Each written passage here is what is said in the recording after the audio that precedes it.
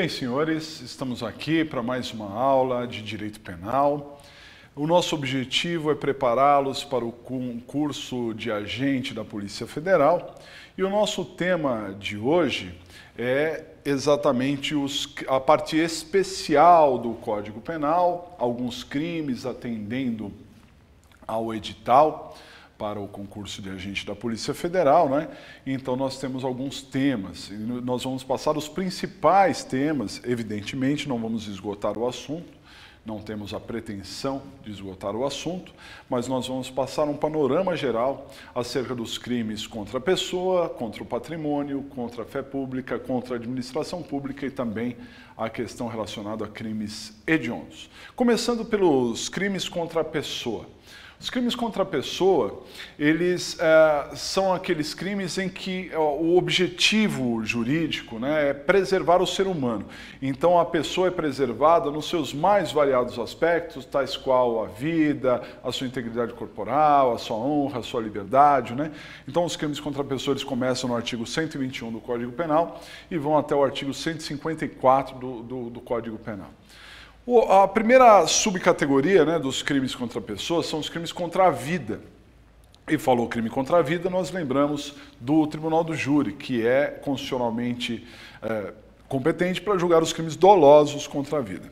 Os crimes contra a vida são 4: o homicídio, a participação em suicídio, o infanticídio e o aborto.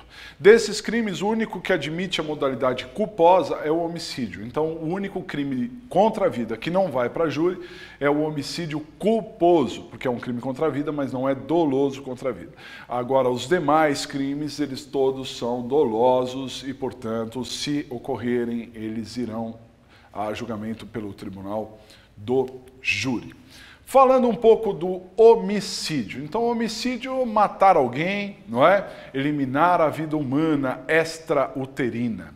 Perceba que a vida humana extrauterina, ela não começa com o nascimento, tecnicamente, sim com o rompimento do saco amniótico, não é? Então, quando a pessoa, mesmo grávida, ela tem o rompimento do saco amniótico, quando rompe a bolsa, né?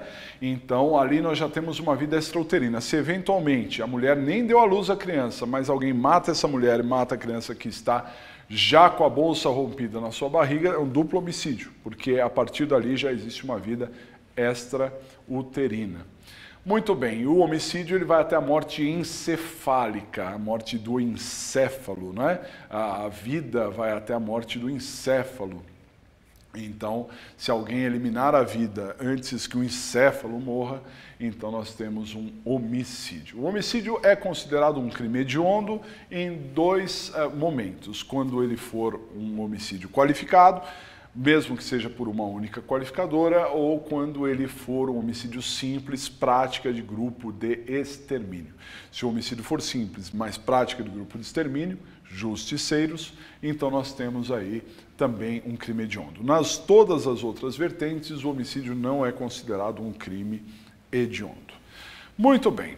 O homicídio ele pode ser privilegiado. O que é um crime privilegiado em regra geral? É aquele que tem uma pena menor, é um crime menos grave. No homicídio ele pode ser privilegiado por 3 motivos.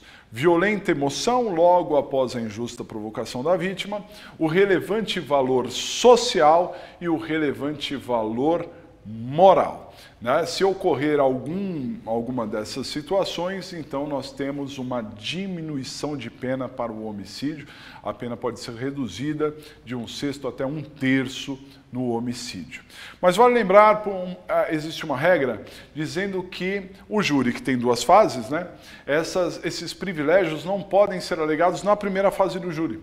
Então, no momento em que o juiz pronuncia, ele nunca pronunciará por um homicídio privilegiado. Isso é uma tese apenas para ser levada a plenário, ou seja, na segunda fase do júri. O homicídio também pode ser qualificado, né? O homicídio qualificado qualquer crime qualificado é porque é um crime mais grave, a pena é maior, muda os parâmetros da pena. E o homicídio ele pode ser qualificado, primeiro, pelo motivo torpe. O que é o motivo torpe? É o motivo vil, repugnante, baixo, né? A própria lei dá um exemplo de motivo torpe, que é a paga ou promessa de recompensa. Isso seria um motivo torpe, diante de tantos outros, né? O homicídio pode ser qualificado pelo motivo fútil, que é um motivo banal, um motivo assim desproporcional, não é? O homicídio pode ser qualificado pelo meio cruel. A pessoa, às vezes, mata outra, mas faz a vítima sofrer ou gera um perigo para a sociedade, né? Então, esse é a chamada qualificadora do meio cruel.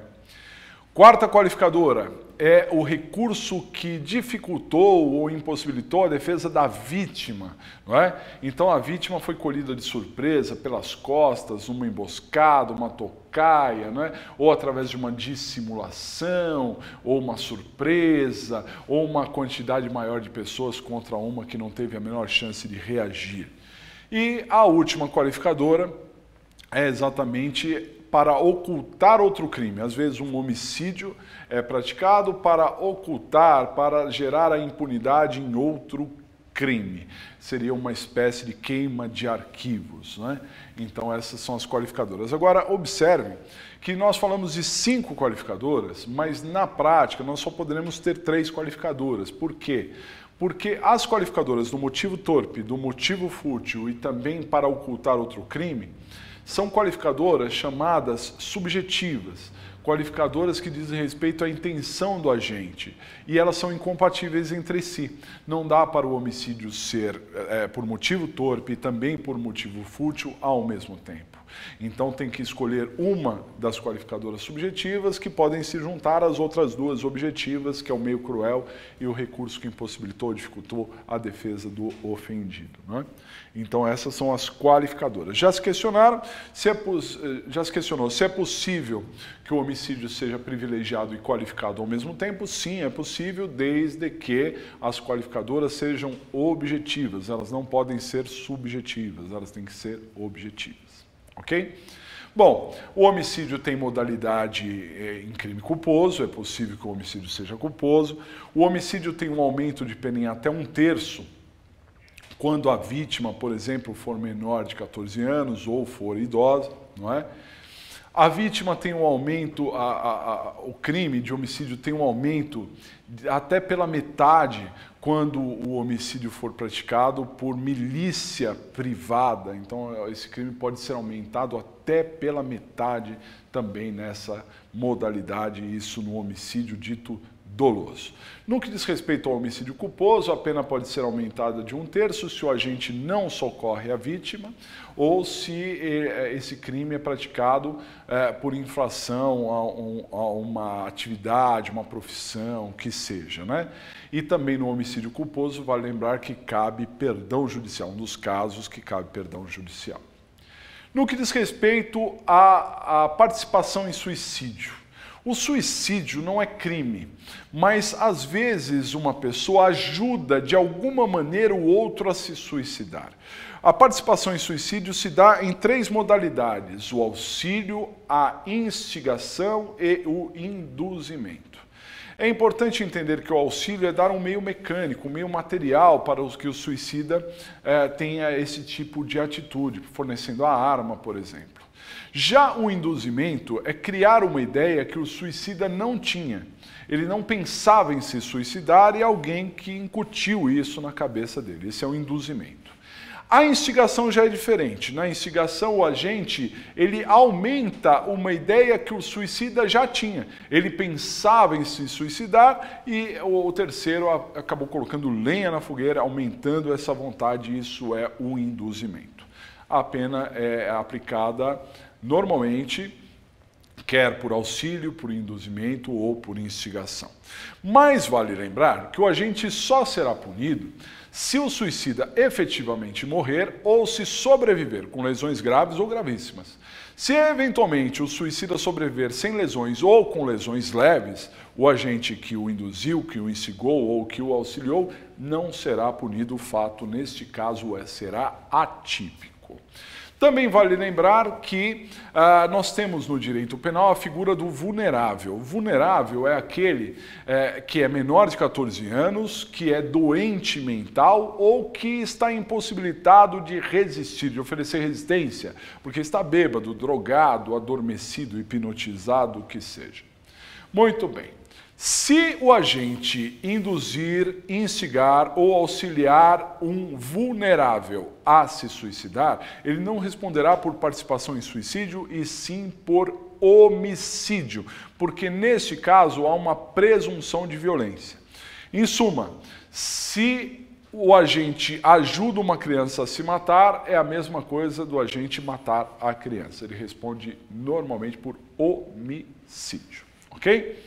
Outro crime contra a vida é o infanticídio. O infanticídio, para muitos autores, é um crime bipróprio, porque nós temos a figura do agente, o autor, o sujeito ativo, como sendo a mãe.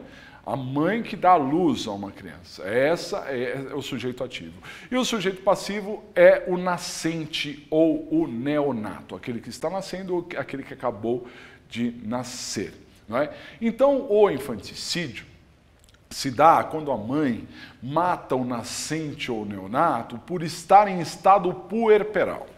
Esse estado puerperal, senhores, não tira a capacidade de discernimento da mulher, ela continua a saber que aquele fato é um ilícito, não é? Entretanto, esse estado puerperal é uma série de fatores fisiológicos somados a fatores emocionais e até mesmo físicos que geram um certo transtorno na mulher e ela tem uma repugnância pelo filho e deseja matá-lo, não é?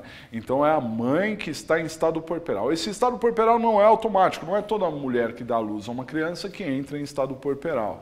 Então por isso tem que ser avaliado caso a caso. Mas entendam, se a mãe der à luz a uma criança e matá-la, presume-se que ela está em estado puerperal e cabe ao Ministério Público comprovar que ela não estava em estado puerperal para que incida o homicídio ao invés do infanticídio, ok?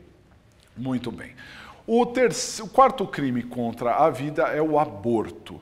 O aborto também é um crime contra a vida. Nós temos 3 modalidades de aborto. O autoaborto, em que a gestante é punida por causar aborto em si mesmo.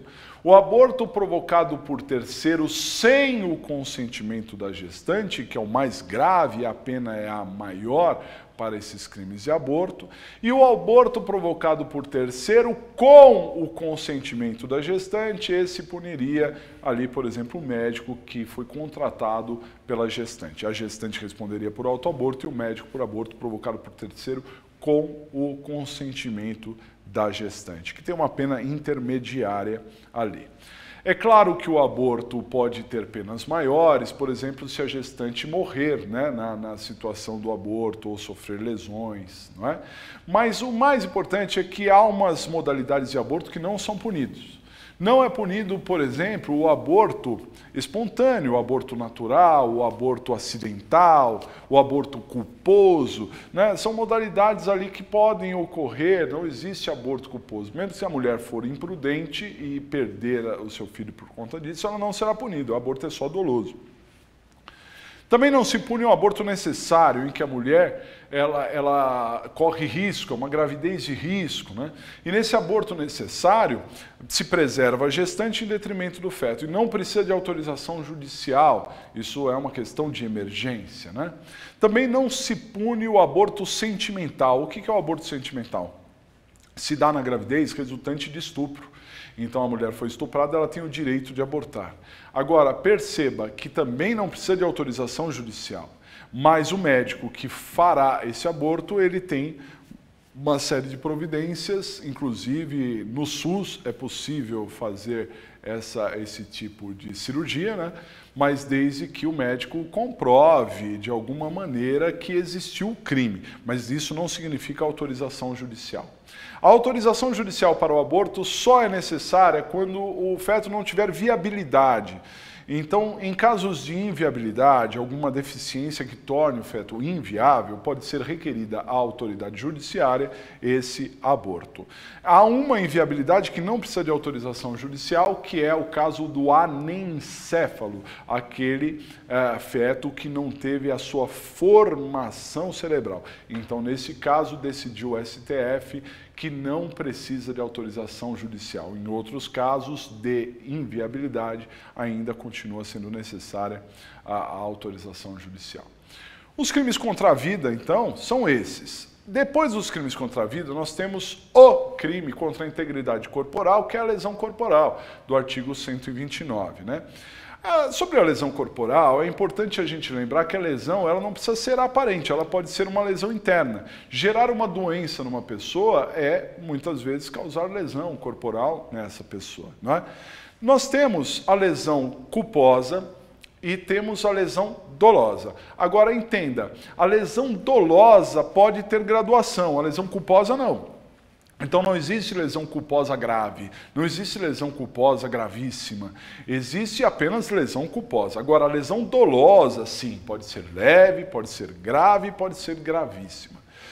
Existem muitos diferenciais, mas a grosso modo, a lesão grave é aquela que impede o agente de suas ocupações habituais em até 30 dias. Se a lesão impedir o agente das suas ocupações habituais por mais de 30 dias, a lesão já se tornou grave. Agora, muita atenção, porque a lesão também será grave mesmo antes de 30 dias, se houve uma aceleração do parto, no caso da mulher estar grávida, ou se houve risco de vida, a pessoa ficou entre a vida e a morte. Mesmo que a lesão regenere em até 30 dias, nesse caso a lesão será grave. A grande diferença da lesão grave para gravíssima é que na lesão grave o agente fica parcialmente capacitado no seu membro, na sua função, né, no membro ou sentido ou na função. Entendam. Membros são os membros superiores ou inferiores, braços e pernas. Se o agente sofreu lesão e ele consegue ainda, de alguma forma, utilizar os seus membros, mas assim não completamente, de forma precária, a lesão é grave. Entretanto, se ele não conseguir mais utilizar o membro, a lesão será gravíssima. Essa é a ideia. No sentido, sentido. Então, os sentidos são os 5 sentidos. A visão, a audição, o tato, o olfato, o paladar. Se a pessoa ouve precariamente, mas ouve, a lesão é grave. Não ouve mais, a lesão é gravíssima. Se a pessoa enxerga de um olho, mas ainda enxerga, a lesão é grave. Agora, se ela ficou cega, a lesão é gravíssima e assim por diante, né? E função, as funções do nosso corpo. Então, se a pessoa, a partir da lesão, teve dificuldade para engravidar, mas ainda pode engravidar, que é a função reprodutora, a lesão será grave. Se ela não puder engravidar mais, a lesão será gravíssima pela perda dessa função, ok?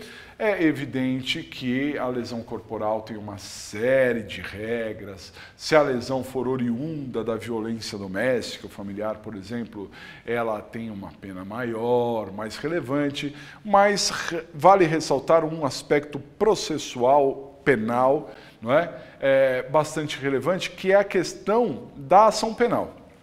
Cuidado! Pelo Código Penal, a ação penal no crime de lesão corporal é pública e incondicionada.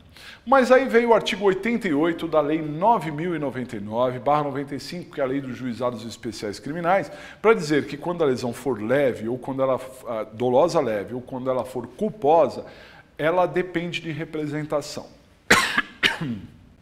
Muito bem. Então, qual é a regra? Se a lesão for culposa, depende de representação. Se ela for dolosa leve, depende de representação. As demais lesões são de ação pública incondicionada. Entretanto, decidiu o STF que se a lesão corporal for oriunda da violência doméstica e familiar contra a mulher, a lesão se procederá em ação pública incondicionada. Não importa o grau da lesão, a ação será pública incondicionada. Ok? Na sequência, ainda dentre os crimes contra a pessoa, nós temos aqueles crimes de periclitação de vida e de saúde. Periclitação de vida, risco, são crimes que geram risco para a pessoa. Então o ser humano, ele também tem que estar protegido, não só na sua vida e na sua integridade corporal, mas também dos perigos que outras pessoas podem gerar. Então nós temos, por exemplo, o perigo de contágio venéreo, o perigo de contágio de uma doença grave. Então alguém tem ali uma doença e pode contagiar, só o perigo de contagiar outra pessoa já é crime, eu não posso gerar esse perigo. Eu não posso gerar o perigo de contágio de moléstia grave, nem de doença venérea. Eu não posso expor ninguém a perigo, não é? Só o fato de expor a perigo também já é crime.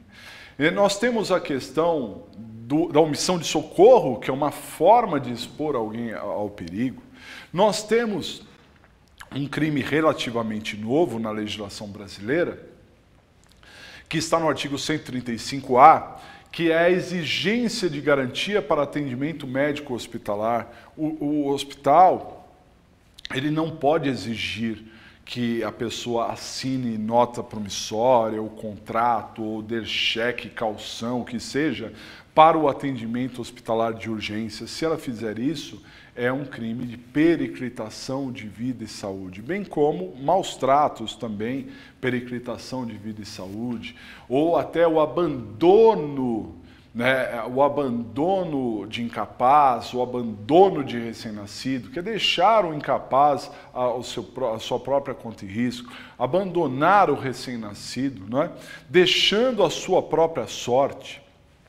Veja, se a pessoa põe o recém-nascido num saco e joga na lagoa, não é abandono de recém-nascido, é tentativa de homicídio ou homicídio, né? Então, o abandono de recém-nascido é deixar a própria sorte com condições de sobrevivência, mas sofrendo riscos, colocou no lixo, etc. Não é? Esses são crimes de periclitação de vida e saúde. Na sequência ainda dos crimes contra a pessoa, nós encontramos os crimes...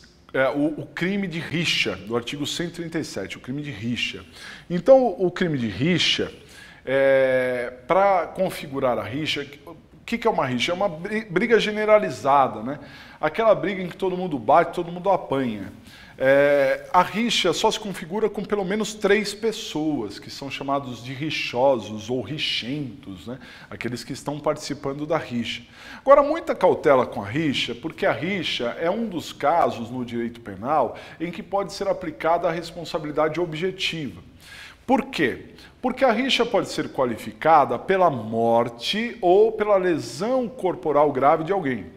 Então, se tem uma briga generalizada, saldo final, alguém morreu, aquele que matou responderá pelo homicídio e também pela rixa qualificada pelo evento morte, ou seja, uma rixa mais grave. Todos os outros que participaram da rixa, independente do que fizeram, podem ter batido mais, batido menos, mas todos responderão pela rixa qualificada pelo evento morte, em razão de uma espécie de responsabilidade objetiva que se aplica neste crime. Depois do crime de rixa, nós entramos nos crimes contra a honra. E nós temos 3 crimes contra a honra, que são, a rigor, a calúnia, a difamação e a injúria. A calúnia se dá quando o agente ele imputa uma conduta criminosa a outra pessoa, sabendo que isso é falso, sabendo que a pessoa não teve aquela conduta criminosa. Então, se eu disser que fulano foi ao mercado, colocou coisas no seu paletó e saiu sem pagar, eu não estou chamando essa pessoa de ladrão e nem estou dizendo que ele praticou um furto, mas essa é uma conduta criminosa. Se o agente não fez isso, se ele não praticou essa conduta criminosa e eu estou mentindo, imputando falsamente, eu estou praticando o crime de calúnia. Então, atenção, caluniar não é rotular. Caluniar é imputar uma conduta criminosa que não aconteceu. A difamação também não é rótulo. Difamar não é rotular. Difamar é imputar também uma conduta que não seja criminosa, mas uma conduta que seja desonrosa, que deixe a pessoa marcada, que deixe a pessoa mal vista, mal falada. Então essa seria a difamação, de má fama. Então as fofocaiadas por aí, em que deixam a pessoa em maus lençóis, não é? Se eu disser, por exemplo, que uma pessoa se drogou, não é? Se drogar não é crime, se ele bebeu, se embriagou, não é crime. Se a pessoa, enfim, ela teve alguma conduta dessa, ela vai ficar mal vista, mal falada por terceiros. Então, se eu espalhar isso daí, e atenção, ainda que seja verdadeiro, ainda que a pessoa tenha se drogado, ainda que a pessoa tenha bebido, né? Mas se eu espalhar isso, a pessoa fica mal vista, mal falada, e eu não tenho esse direito, eu não posso imputar uma conduta desonrosa para a pessoa, ainda que essa conduta seja verídica. Já a injúria é o rótulo. A injúria não é objetiva, a injúria é subjetiva. Ela é uma ofensa à honra subjetiva, é um juízo de valor. A pessoa fica magoada, ressentida. Todos os xingamentos que podem gerar mágoa são encarados como injúria, né? Além disso, nós temos uma espécie de injúria que é a injúria real, em que a pessoa não pratica a injúria com palavras, mas sim com atitudes. Por exemplo, tacando ovo, tomate, não é? Água, cuspir, esse tipo de coisa são formas de tentar humilhar de uma forma física. Essa é a injúria real. Muito cuidado com a diferença entre racismo e a injúria racial ou injúria racista. Por quê? O racismo, crime de preconceito, é um crime impessoal. Quando a pessoa é racista, ela não olha para a pessoa, ela não conhece a pessoa, ela não tem nada contra a pessoa, mas ela tem contra a raça, contra o credo, a origem, a etnia, etc. Não é? Agora, numa grande maioria das vezes, o problema é pessoal. Duas pessoas têm uma rusga e aí uma ofende a outra com expressões racistas. Aí nós temos uma injúria racial ou uma injúria racista, ok? Muito bem. Vale lembrar que o artigo 141 do Código Penal traz formas em que esses crimes terão penas maiores. A pena aumenta em 1/3. Por exemplo, se o crime for praticado na presença de várias pessoas. Se ele for praticado na presença de várias pessoas, por exemplo, na internet, no jornal, na TV, não temos mais os crimes de imprensa, mas nós teremos um aumento de pena em razão de ser na presença de várias pessoas. O artigo 141 fala de outros tantos aspectos também relacionados a esses crimes com aumento de pena. Depois dos crimes contra a honra, nós temos os crimes contra a liberdade. E aí, nós já estamos no artigo 146 e seguintes, como é o caso do constrangimento legal. Constrangimento legal é forçar alguém a fazer o que ele não quer fazer. Ou ameaça, que é uma forma de tolher a liberdade, né? Ameaçando a pessoa, ela não está livre para sair no dia e na noite, livremente, né? Então ela tem tolhido a sua liberdade. Expressivo é o que consta no artigo 148, o crime de sequestro ou cárcere privado, que nós não devemos confundir com a extorsão mediante sequestro do artigo 159. São dois tipos penais em que nós temos aquele chamado concurso aparente de normas, mas que pode ser resolvido em razão da intenção do agente. No sequestro ou cárcere privado, a vítima fica privada da sua liberdade. E a intenção do agente é exatamente essa, privar da liberdade, fazer com que a pessoa não tenha liberdade. Já na extorsão mediante sequestro, o agente priva a vítima da liberdade para obter uma vantagem econômica e por isso se trata de um crime contra o patrimônio, não é? Então nós temos aí essa possibilidade, essas duas finalidades. Privar da liberdade, sequestro ou cárcere privado. querer obter vantagem indevida econômica, nós temos a extorsão mediante sequestro.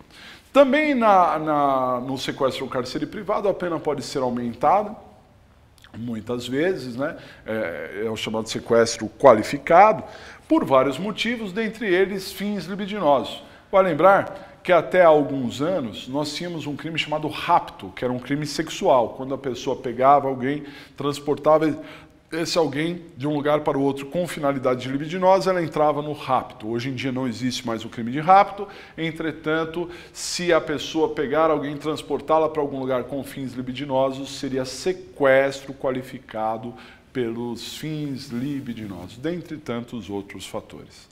Ainda nos crimes contra a liberdade, nós temos a redução à condição análoga à de escravo, em que a pessoa é colocada numa condição parecida com o escravo, forçando a pessoa ao trabalho, né? Não deixando ela se locomover muitas vezes, né? Então esse é um crime grave que existe nas grandes cidades, né? E depois desses crimes de liberdade individual, vem também a questão da liberdade relacionada ao domicílio. A partir do artigo 150, nós temos a violação de domicílio, que é crime também. Nós temos a violação de segredo, ou a divulgação de segredo profissional, que também é crime. Você conta a sua vida para o advogado, para o médico, para o padre, para o pastor, ele conta para todo mundo. Isso acaba tolhendo a sua liberdade. Aquele que recebeu algo em segredo em razão do seu ofício não pode divulgar, não é? Gerando prejuízo aí à pessoa. E também vale lembrar daqueles crimes relacionados à internet, né? Popularmente acabou se chamando de Lei Carolina Dickmann em razão do que aconteceu com a atriz da Rede Globo de televisão, que teve as suas fotos divulgadas, hackeadas e divulgadas pela internet. Então, a partir desse fato, começou toda uma campanha para a criminalização específica desse tipo de atitude, que cumulou em alterar o artigo 154 do Código Penal, punindo pessoas que fazem esse tipo de conduta, hackeando e-mails, fotos, etc., e aumentando a pena, inclusive, quando há esse tipo de divulgação. Para efeitos do concurso, é importante lembrar que tudo isso foi criminalizado.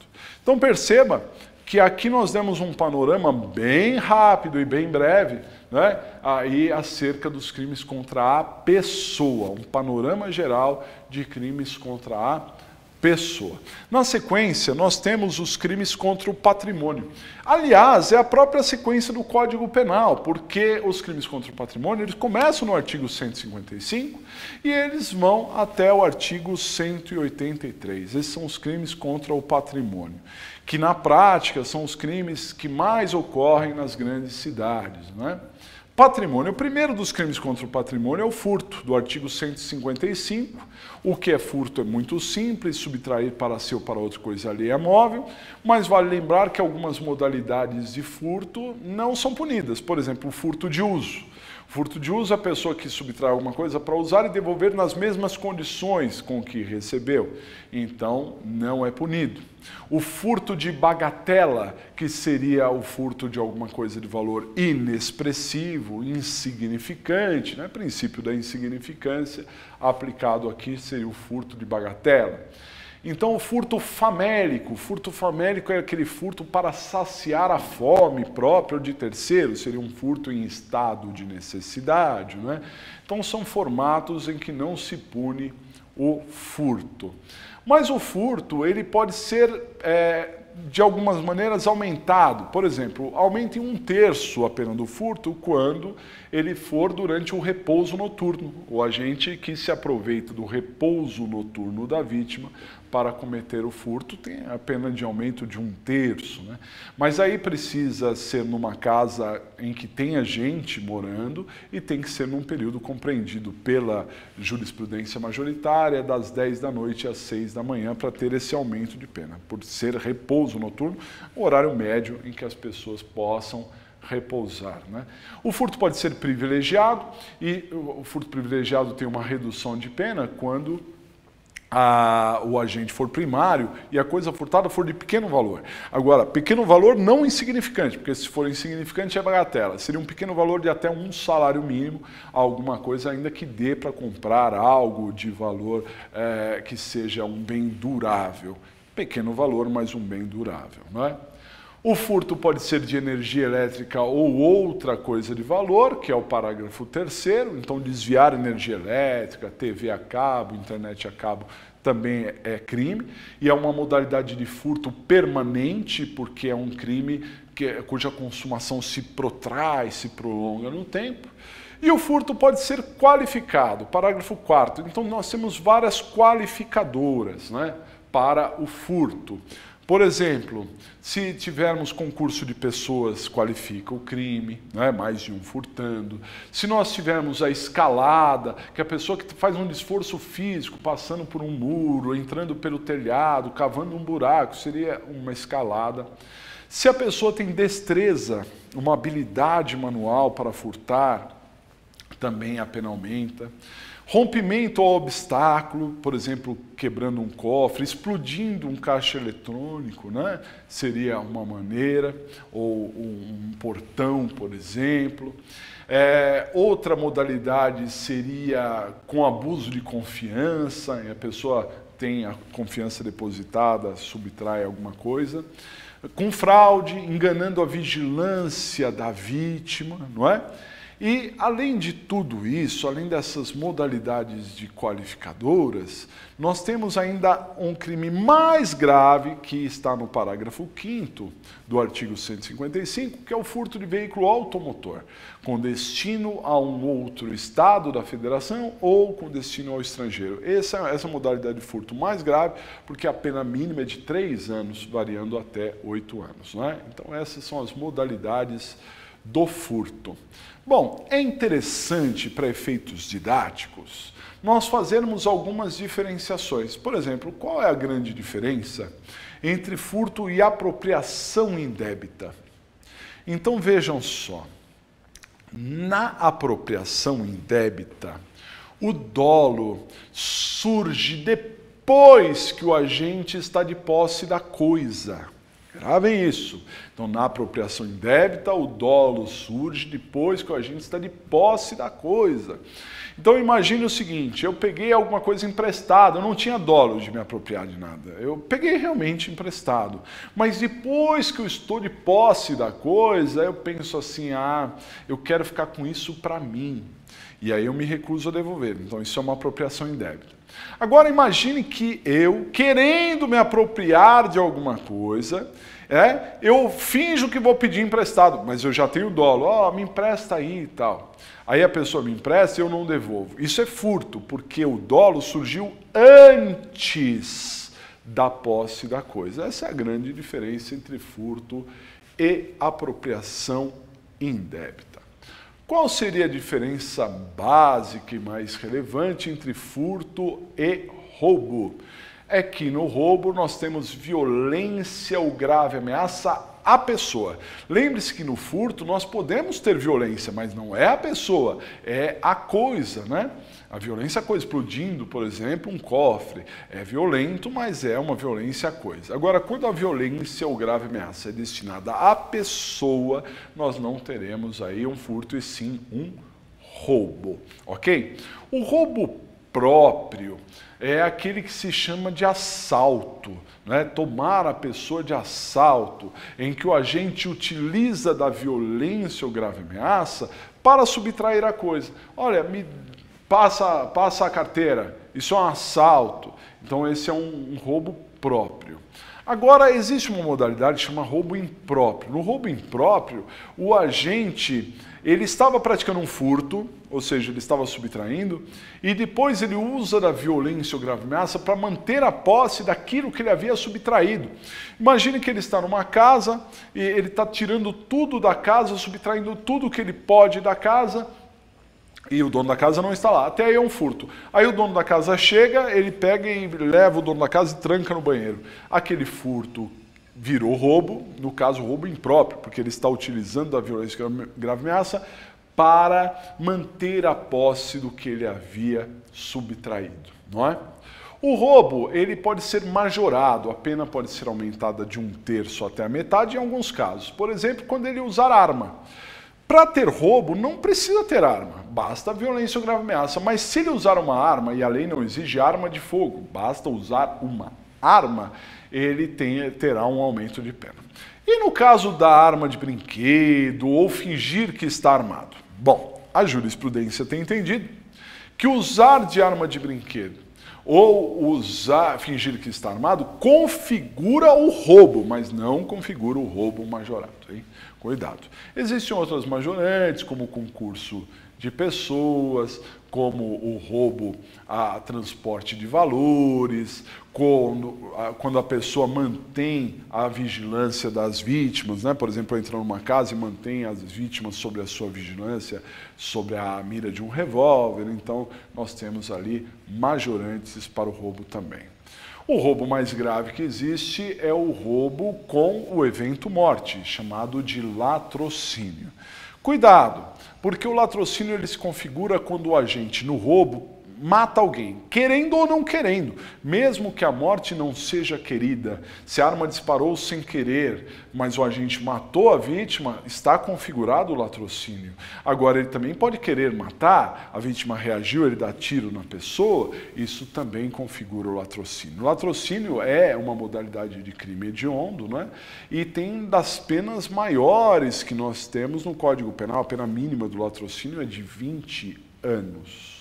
Vale lembrar esse aspecto. Então, cuidado, porque o latrocínio então, ele pode ser pré-ter-doloso. O que é um crime pré-ter-doloso? Dolo no antecedente, culpa no consequente.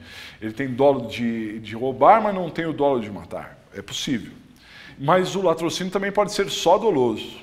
Ele tem o dolo de roubar e também a vítima reage, ele dá tiro na vítima.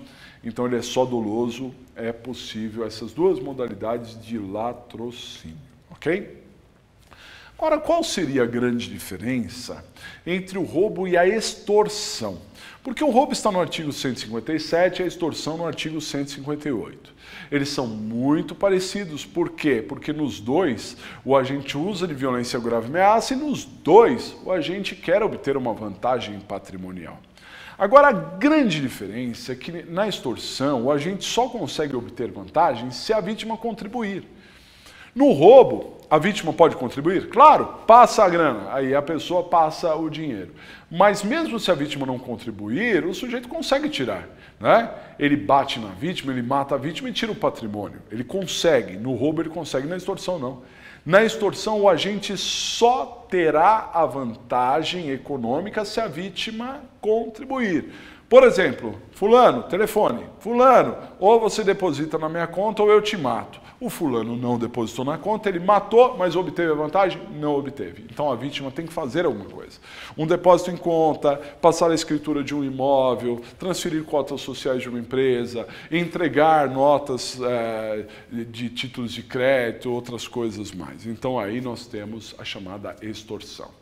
Cuidado, porque a extorsão com morte também é considerado crime hediondo e a extorsão mediante sequestro, que é aquela modalidade em que a vítima é sequestrada e nós temos ali a libertação como uma condição para o resgate, né, pagando para libertar, então a extorsão mediante sequestro também é crime hediondo. E, aliás, o crime mais grave do Brasil é a extorsão mediante sequestro com morte, que tem pena mínima de 24 anos, de 24 a 30 anos, a extorsão mediante sequestro com morte. Vale lembrar também que, recentemente, ou seja, desde 2009, alguns anos, nós temos no Código Penal, no artigo 158, parágrafo 3º, o tal do sequestro relâmpago. É um crime autônomo. Até 2009, até abril de 2009, não existia esse crime. O sequestro relâmpago, ora era enquadrado em roubo majorado, ora era enquadrado em extorsão mediante sequestro, até que em 2009 se criou o tipo penal e o sequestro relâmpago está previsto na legislação no artigo 158, parágrafo 3º do Código Penal. Ok? Muito bem.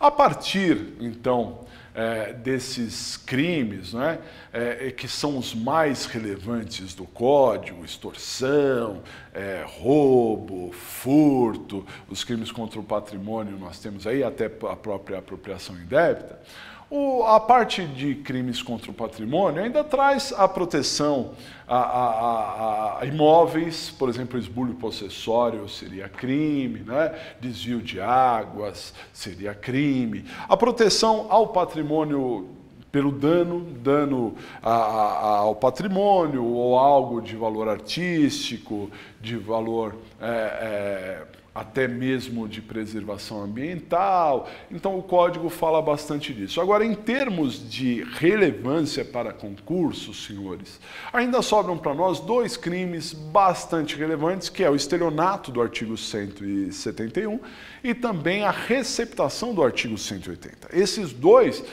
que vocês devem se debruçar um pouco mais e tomar uma certa cautela. O estelionato é uma enganação.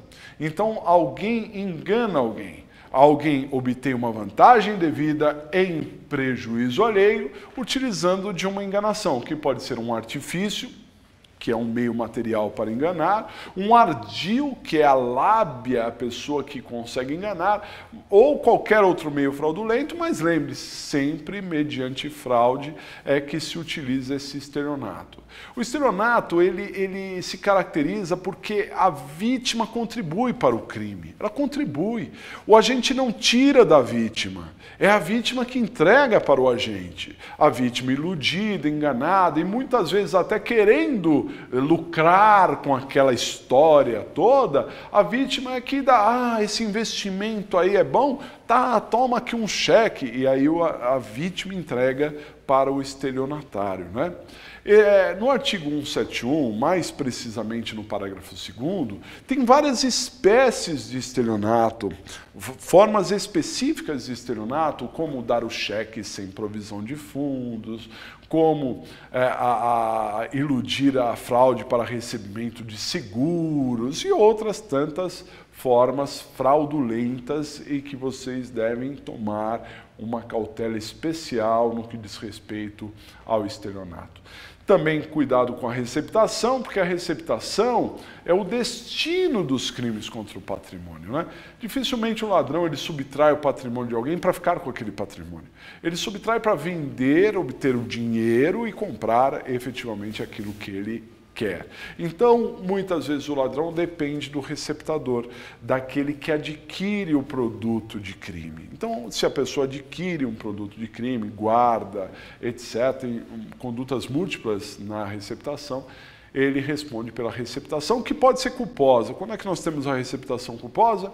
Quando a gente não sabe que o produto é de crime, mas poderia saber em razão do preço ser muito baixo, então está adquirindo uma coisa de um valor muito baixo e deveria desconfiar. Então, essa é a receptação culposa.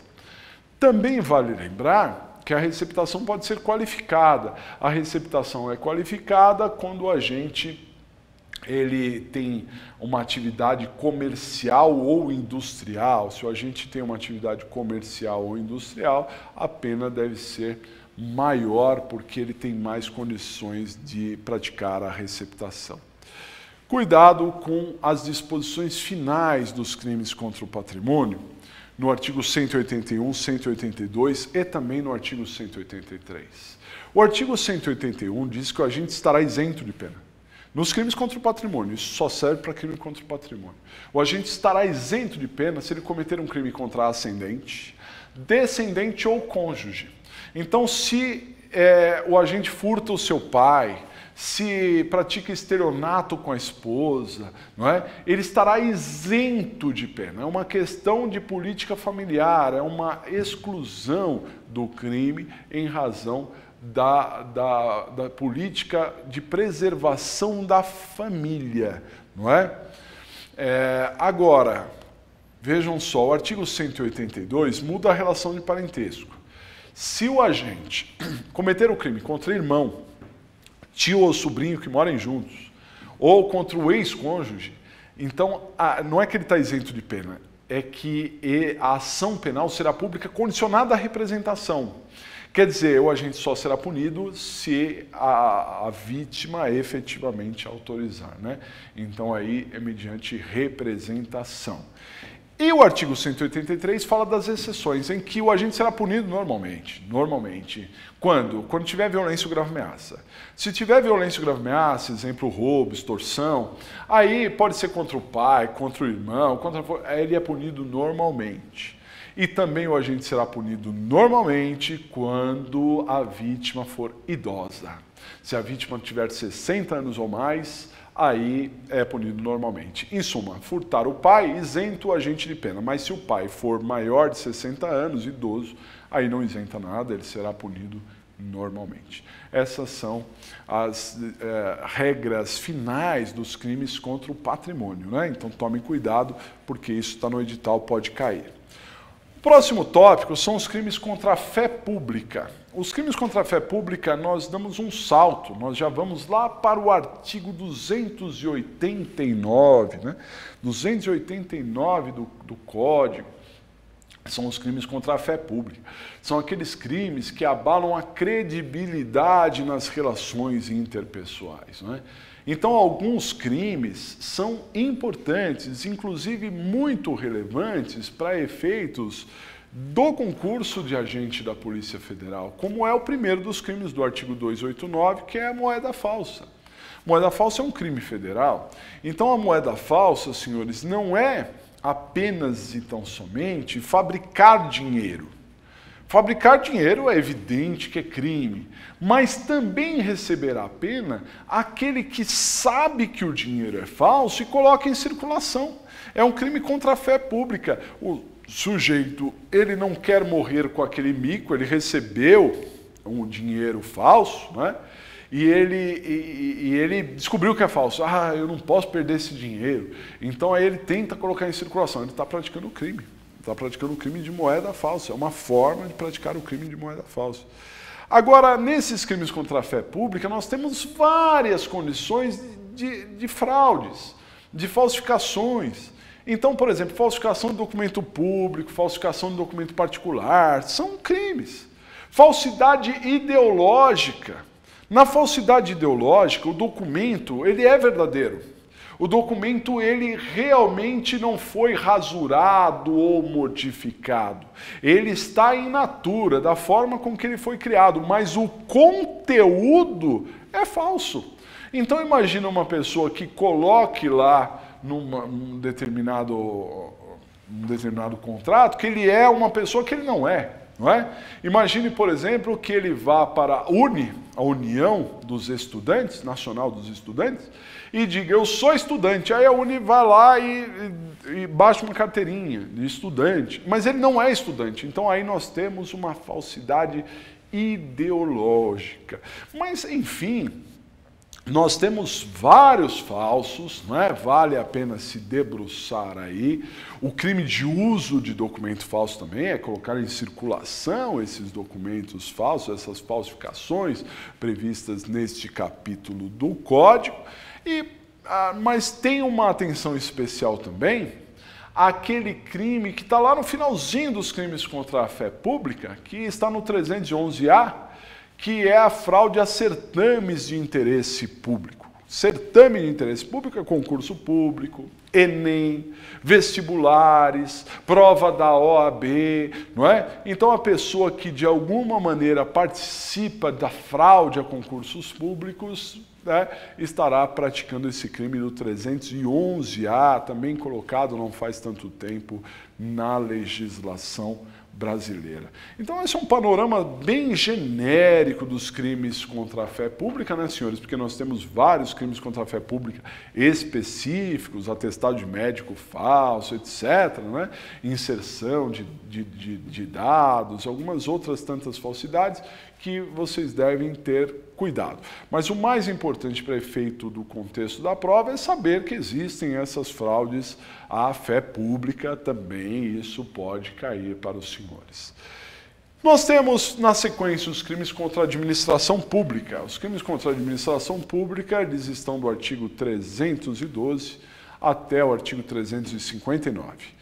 Basicamente, os crimes contra a fé pública se dividem em 4 categorias. Basicamente porque, na verdade, o Código faz outras divisões, mas essa é a divisão que você deve ter em mente para efeito do concurso. Nós temos, primeiro, crime praticado por funcionário contra a administração. Então, são os crimes funcionais, crimes próprios de funcionário público. Depois nós temos crimes de particular contra a administração. Crimes comuns, qualquer pessoa pode praticar esses crimes, até o funcionário público, porque qualquer pessoa pratica, é o particular contra a administração. Na sequência nós temos os crimes contra a justiça, é a administração, mais especificamente contra a justiça. E, por fim, nós temos os crimes contra as finanças públicas, todos eles previstos no artigo 359, A, B, C, D, etc., mais do artigo 359. Em suma, praticados por funcionário, praticados por particular, contra a justiça e contra as finanças públicas. Essa divisão é importante de ser feita, né? E tem que raciocinar em cima disso. Quais seriam os principais crimes praticados por funcionário público? Antes, o que é o funcionário público?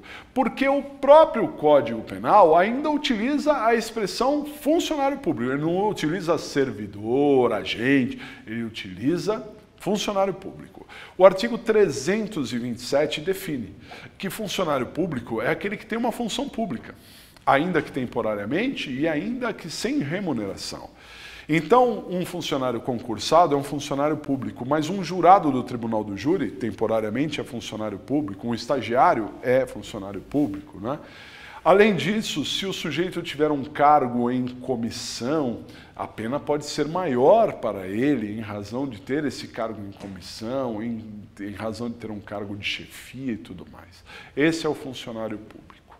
Muito bem, os principais crimes praticados por funcionário público, e você deve ter uma atenção ao capítulo inteiro, mas enfim, os principais crimes são peculato, que é o funcionário que se apropria de algum bem destinado à administração, algum bem administrado pelo ente público, né? Vamos dizer assim. Então, desviou, isso chama peculato. Outro crime chama corrupção passiva. Na corrupção passiva, o funcionário solicita, atenção, solicita uma vantagem. Ele solicita uma vantagem, ele deixa entender, olha, vê um café aí, ou simplesmente ele não solicita nada, mas ele só abre o bolso para receber o dinheiro. Então, ou ele solicita ou ele recebe a vantagem devida, isso é a corrupção passiva. É muito parecido com a concussão, mas a concussão, o funcionário exige a vantagem. Ele é direto, ele já diz com todas as letras, me dá tanto que eu faço tal coisa. Então, se ele exigir, chama concussão. Agora, se ele solicitar ou simplesmente receber, é a corrupção passiva. Vale lembrar que a corrupção ativa não é funcionário que pratica, é o particular que promete ou oferece uma vantagem para o funcionário público, comete a corrupção dita ativa. Não é? Outro crime bastante relevante é a prevaricação, em que o funcionário retarda ou deixa de praticar um ato de ofício por conta de uma relação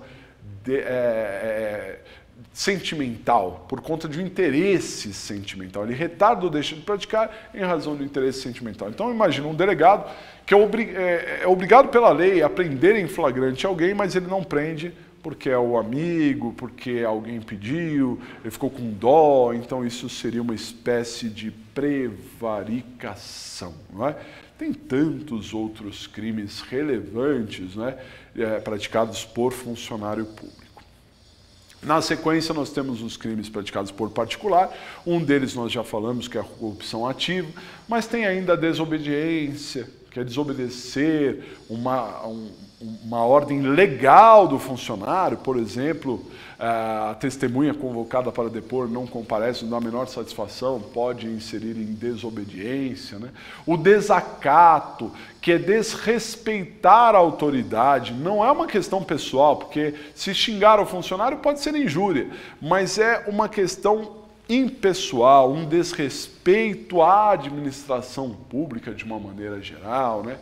Vale lembrar que hoje nós temos um desmembramento entre o crime de descaminho e contrabando. Antigamente era o mesmo tipo penal, hoje em dia são dois tipos penais diferentes, com penas diferenciadas. Descaminho seria um crime de importar ou exportar algo, né, que seja lícito, entretanto, fraudando a administração pública, né, importando ou exportando irregularmente. Agora, esse é o descaminho. O contrabando é importar ou exportar substâncias proibidas, que não poderiam ser importadas ou exportadas, né? Isso hoje, através de uma lei, né, que entrou em vigor no ano de 2014, essa lei modificou e não é mais o mesmo tipo penal, são crimes praticados por particular contra a administração pública, diante de tantos outros crimes também relevantes dessa categoria. A outra categoria são os crimes contra a justiça, são bastante intuitivos. Falso testemunho, né? Seria um crime.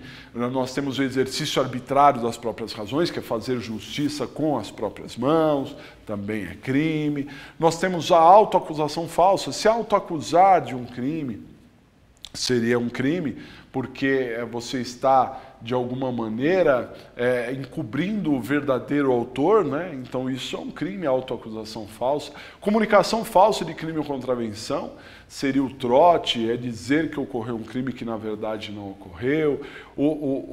A denunciação caluniosa, que é uma calúnia que acabou gerando uma investigação, gerando um processo, então a coisa ficou séria, porque diz que a pessoa praticou um crime que ela não cometeu e, além disso, começou um processo por conta daquilo, né? São crimes contra a justiça diante de tantos e tantos crimes previstos aí contra a justiça.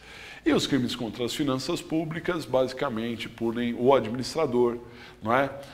Seria o superfaturamento, não é? Dar aumento, despesas de pessoal no último semestre, os últimos 180 dias do mandato e outras tantas irregularidades que o administrador público pode cometer. Para finalizar essas regras de direito penal da parte especial, nós temos que avaliar pelo edital os crimes hediondos. Então lembre-se que tem uma lei, que é a Lei 8.072/90, que é a Lei dos Crimes Hediondos, mas a primeira vez que aparece a expressão crimes hediondos foi na Constituição Federal de 88, dizendo que a lei regularia esses crimes ditos hediondos, né? Então a lei, a própria Constituição já proibiu a anistia, proibiu a fiança, etc., para os crimes de tráfico de drogas, tortura, para o crime de terrorismo e também para os crimes definidos como hediondos. É exatamente por essa expressão da Constituição Federal, dizendo tráfico, tortura, terrorismo e crimes definidos como hediondos, é por isso que tráfico, tortura e terrorismo não são crimes hediondos, porque a Constituição colocou em outro patamar. Ele falou tráfico, tortura e terrorismo e hediondos. Então, por isso que tráfico, tortura e terrorismo não são chamados de crimes hediondos, mas sim equivalentes, equiparados, assemelhados a crimes hediondos. Também estão previstos na lei dos crimes hediondos, mas não são hediondos, são equiparados. Lembre-se disso, né? Muito bem. Quais seriam os crimes hediondos? Porque a lei 8.072/90, ela não define o que é um crime hediondo. Fala, crime hediondo é um crime grave, um crime violento. Não tem isso. Ela simplesmente dá a relação de crimes hediondos. Então, quais seriam os crimes hediondos? Homicídio, simples prática de grupo de extermínio e qualificado, latrocínio, extorsão com resultado morte, extorsão mediante sequestro, estupro, estupro de vulnerável, favorecimento à prostituição de menor de idade ou também vulnerável. Nós temos ainda a falsificação, a adulteração, corrupção, não é? De produtos farmacêuticos, medicinais, a epidemia com resultado morte. Esses são os crimes hediondos do Código Penal. E fora do Código Penal ainda há um crime hediondo chamado genocídio.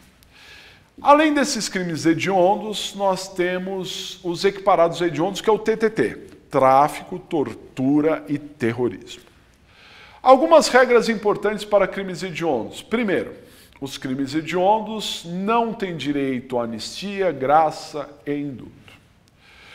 Os crimes hediondos também fazem com que o agente deva começar a cumprir a pena no regime fechado. Antigamente, ele cumpria integralmente no regime fechado. Hoje, ele cumpre de início no regime fechado. Muito bem. Mas ele pode progredir. Mas para progredir não é com um sexto de pena. 2/5 se o réu for primário, 3/5 se o réu for reincidente. Outra regra, ele pode ter o livramento condicional, mas ele só terá o livramento condicional após cumprir 2/3 da pena e ainda cumprir outros requisitos. A prisão temporária não é apenas por 5 dias renováveis por mais 5, e sim por 30 dias, podendo ser renovadas por mais 30 dias. Não é? Então são as principais regras previstas na lei dos crimes hediondos. Agora cuidado, porque hoje em dia pode ter liberdade provisória, só não pode ter fiança, mas liberdade provisória pode ter. Não é? Pode ter detração, que é o desconto da pena, do tempo de prisão provisória. Pode ter remissão, que é aquele 3/1, 3 dias trabalhados ou estudados, 1 dia menos de pena. Então, alguns benefícios, mesmo sendo crime hediondo, pode ter, mas outros ainda têm vedação legal pela lei dos crimes hediondos, a lei 8.072/90. É isso aí.